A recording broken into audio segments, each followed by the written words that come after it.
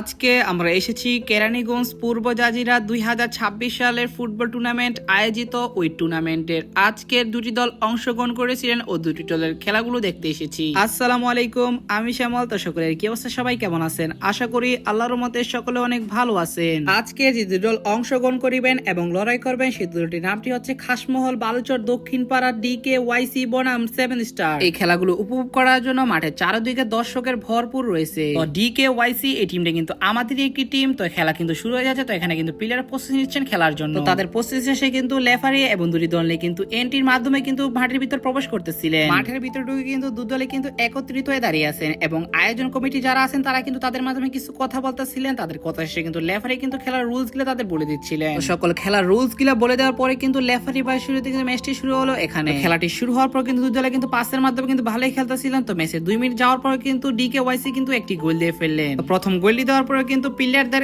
এবং দর্শকের কিন্তু সেলিব্রেশন চলতেছে। খেলাটি কিন্তু আবার স্টার্ট হয়ে গেছে। দুই দলে কিন্তু পাসের মাধ্যমে কিন্তু ভালোই খেলতেছিলেন। ইতিমধ্যে আপনারা সকলে দেখতে পারছেন। তো ম্যাচের 4 মিনিট যাওয়ার পর কিন্তু আরেকটা কিন্তু DKYC কিন্তু আরেকটি গোল দিয়ে ফেললেন। এই গোলটা দেওয়ার পর কিন্তু দর্শকের সেলিব্রেশন আপনারা নিচে চোখে দেখে নিন।